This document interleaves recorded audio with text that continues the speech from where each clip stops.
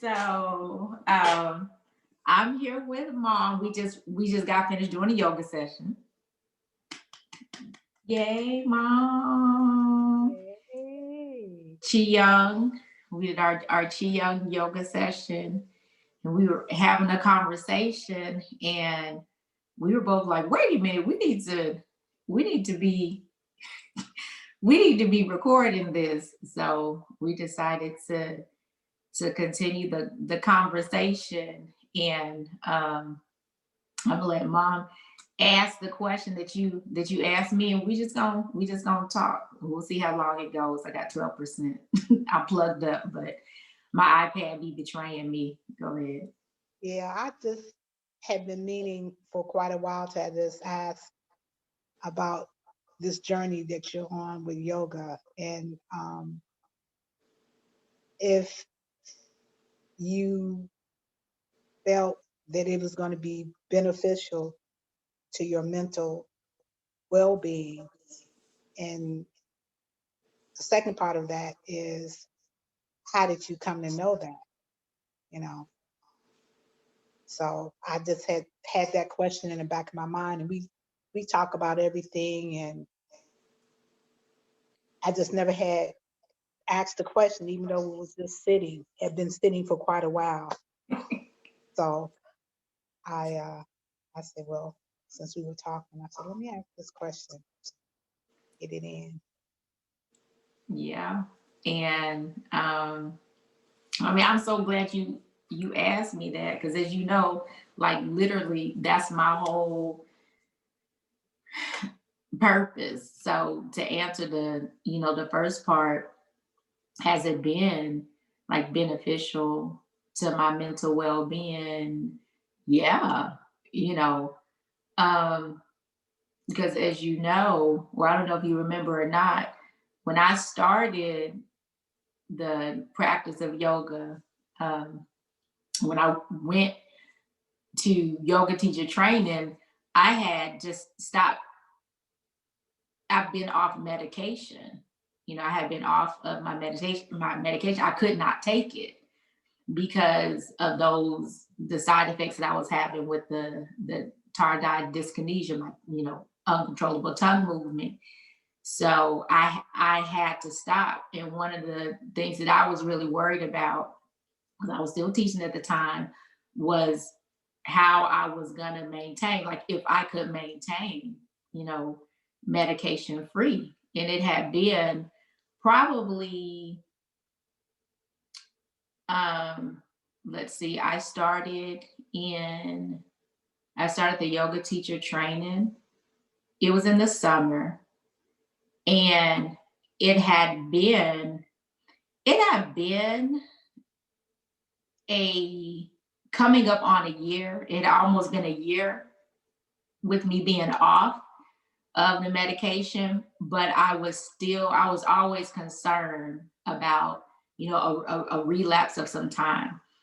And I was having a hard time like managing emotions. And so the practice itself helped me to the physical asana in the consistent practice of moving my body, help to release and make space in my body to just heal, make room. And then when I finally settled into like an actual consistent meditation practice, that made space in my mind to really, hold some just heavy stuff, just emotions, my emotions, other people's emotions that I didn't really know how to process and navigate. So over time, that consistency helped as a tool for me. So to answer your question, yes and yes. The second part, you're like, how did I know that it would do it? Um, just from what I read, I was searching for, like we say all the time, I need some help. And so I needed help. I knew I was struggling. Other people may not have known. I didn't talk about it, but I was not doing okay. I wasn't doing okay. I was maintaining as best I could. But I write about it. I said that I feel like I was pieced together with the thinnest thread, is how I felt, you know, and before the consistent practice. And so, um, at the same time, I'm trying to save my uterus because I had just gotten that diagnosis of uterine fibroid tumors. And now so I was going to have a hysterectomy. So the research that I had found was saying that one of the root causes was unprocessed emotions that settle in the womb. And so I was like, well, let me figure out a way to better handle this. So I was like, well, I gotta try it. I have to, I have to, they say it's gonna work. You say just gotta rub some of this yoga on me and it may work. let me let me put some on, and And I not to think simplify. your big mama said, I'm going to Florida with beaches. Had your grandfather, your papa snap his head around because that had been a mantra that she always said, I ain't going to no Florida. I ain't staying with Beatrice. I don't care hell or high water, you know? And then in the meeting, she's like, I want to live, George. I'm going to Florida with Beatrice. hashtag I hashtag I want to live, George. And so yeah, I wanted to, if there was a hope that I could have some freedom on the inside, because on the outside I looked free, but on the inside I didn't feel free. And so if there was hope of having that freedom on the inside that matched, the freedom that I appeared to have on the outside, I wanted that. I felt like it was pieces of me all over the place. And the the premise or promise was, this is something that can yoke you. This is something that can help you align your mind, your body, your emotions, all these little 5 pieces of us, these 5 bodies that are all inside this outside little casing. Is that if it's something that can help me thread all this together, then I definitely I gotta at least try it. So yeah, Awesome. I tried it. Awesome. You've always been a fighter. You're a real warrior, you know.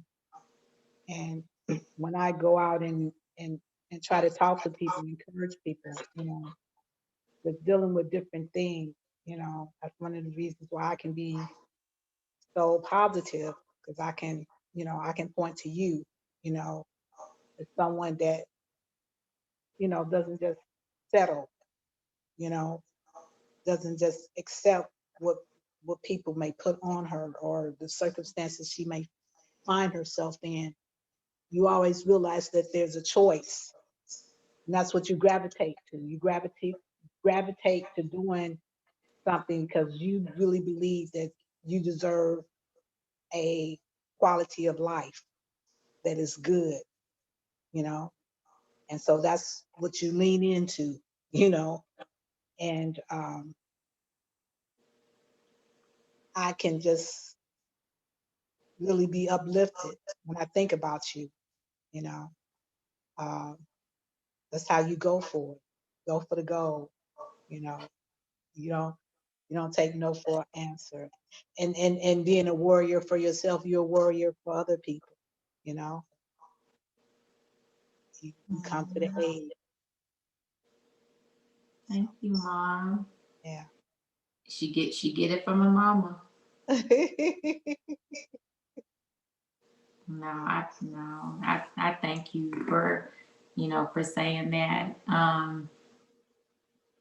The hardest thing to sit with really was me, like my own, my own self. And even when I stopped, uh, working, when I stopped teaching, it was easy for me to, like, everybody else, yeah, that's why I don't have no peace, because of, this person and that person. But when I was when I was in the house, Ah, was nobody around but you? mm-mm, Still didn't have no peace? mm-mm. Oh, Lord. And this was after. So this was after, yoga teacher workshop. This is after what I call yoga camp, right? This was after going and being a facilitator in DC to help train others, right? But now this was like, yeah, you got to live this. This ain't this ain't no peace suit that you can just jump in and zip up and go, you know, on your merry way. Like, this is life. This is a lifestyle, Tamia. So what do you need in your life so that this is really who you are, and it's not what you say. And I was like,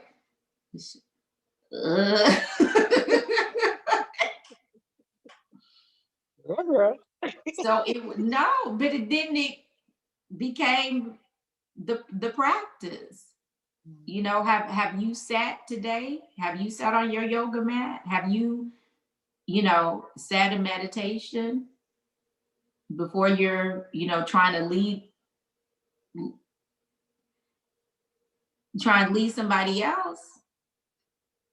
So I was like, oh, so what you saying is what's in the cup is for me. Yeah, what's in the cup is for you.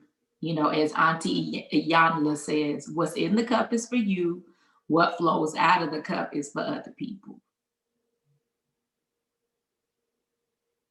Yeah.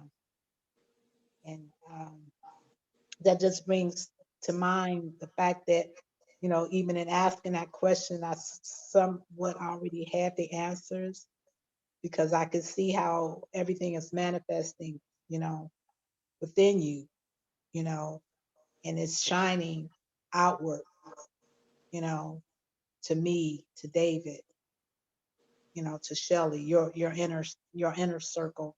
I'm sure your outer circle as well, that the healing has, taken place, and it will continue. And it's also helping us heal, because you're there as a shining example again of what individuals can do with a made up mind, as my father would say, you know. So yeah, that had been in the back of my mind, so I just needed to bring it to the forefront, because we talk about everything. We We do. talk about and everything. That is always been a anomaly to David, because it's different from him and how he relates, But I had told him from the very beginning, we're this is who we are as a family, you know. I've always been able uh, to have that conversation with you, with your sister, you know, uh, with my mom and my dad when they were here, you know. Uh, that's something, I guess, a gift that I had even as a child, to bring people together, my brothers, and say, hey, we need to have a conversation, you know. So yeah. Oh, I thank you, Mom. But I did always, you know, wonder. We never talked about this either. I never asked you. We talked about things um, concerning it, but I know that, during the times that I was really symptomatic, that I was really struggling, you know, in my wellness walk, the toll that it took on you and, you know, the family, because that's heavy, you know, that's heavy. And to hear you say that you can not just see the change in me, but then it's also healing. That helps to heal my heart, because at least I know that, okay, you know, we okay. We're gonna be okay. That, you know, what's done can also be, you know, it can also be undone. Like, it's possible for breaches to be repaired, for healing to happen. I mean, we're humans, you know, and things happen along the way. So it heals my heart to know that your heart is healing, and that we moving on stronger than ever. Stronger than ever. All right. Well, I love you. I'm on 9%.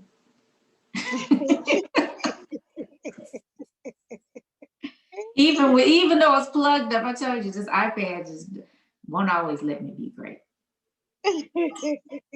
But no, I love you, Mom. I love you too, sweetheart. Thank you for coming on camera with me. Anytime. All right.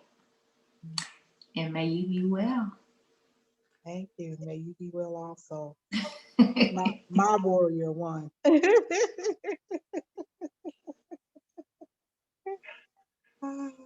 My first teacher. See, look at it. It's going off already. Love you, Mom. I love you, sweetheart. Bye-bye. See you later. Bye-bye.